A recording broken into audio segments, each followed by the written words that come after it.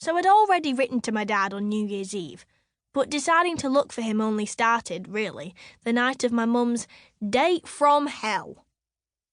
She kicked everything off that spring. She made everything start happening that would change our lives for the better and make them brilliant. She says it was me that did it, but it wasn't, it was her. Even though she was drunk, it was still her. That's the only good thing about wine, I suppose. It can sometimes help you to tell the truth. Grimsby, early February 2016. Sam Bale's dad was walking across our estate in the snow. It was just him with his big furry hood up. He could have been trekking across the North Pole. How many points would you give him then? I said. What, Sam's dad? Said Tegan. None. No way. He's been in prison for fighting people, he has. He's rich, though, I said. How do you know? He's got a bath that's a jacuzzi, and he's got a gold car. Imagine how much that would cost. A gold car. Me and Tegan were high up, leaning out of her bedroom window playing the dad game. Tegan's my best friend. She lives on our estate, but in one of the high blocks on the 7th floor, where you can see the whole of Grimsby, even to the sea. We live in a boring old maisonette with only 2 floors, but it's nicer than Tegan's inside because my mum can work, whereas Tegan's mum got this disease where she's tired all the time, so if you weigh everything up, it comes out equal. I was round at hers for a sleepover because my mum was on a date. I don't usually go around to people's houses for sleepovers on a school night, but then my mum doesn't usually go on dates. This was her first in a year and a half. Before that, she was going out with Jason, but they split up because there was no chemistry. The dad game is something me and Tegan made up after Tegan's dad left her mum and Tegan and her sister Tia for Gail from Ladbrokes. Since then, she hasn't seen her dad much. Tegan's dead angry with her dad and thinks she'll have to get a new one eventually. My dad did a runner just before I was born, but Mum's always said we had a lucky escape because he was a waste of space.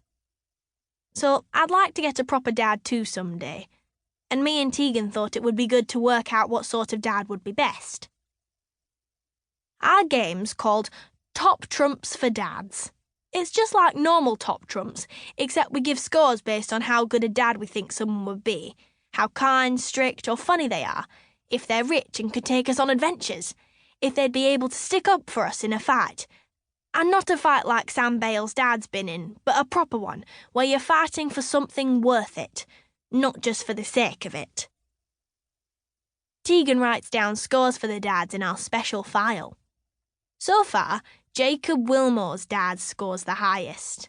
He's got a 6-pack and a Porsche, and is just a really nice man. He used to play football professionally, and now he sometimes coaches the under-11s. I wish I was good at football, just so I could see him more.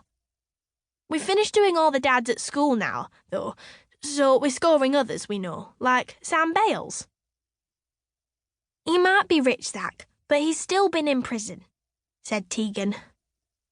There's no point having a dad in prison all the time. You'd never get to see him.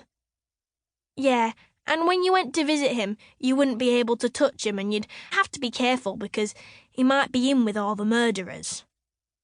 And he'd have to wear an orange suit, said Tegan. I've seen it on Coronation Street. As well as living on the Harlequin estate with me, Tegan's at the same school as me but in a different class. So on Mondays and Thursdays, when I'm not at Nan and Grandad's, we sometimes play together after tea. We like playing the Olympics, where Tegan does the gymnastics on the bars. 3 metal bars, basically all of different heights, in the middle of our estate.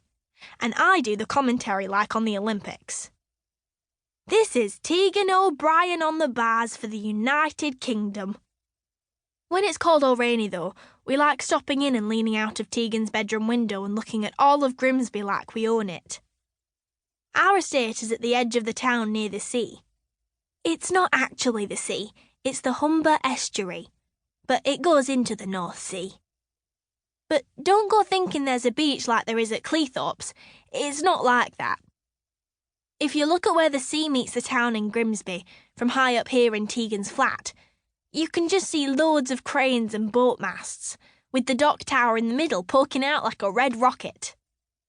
The line where the water meets the town goes in and out where all the different trawlers have their parking spots. Our town is a fishing port. It used to be the greatest fishing port in the world back when my great-granddad was a fisherman, in the glory days. But then there were the Cod Wars, where Iceland and our country rowed about who was allowed to fish where, and that ruined everything, basically.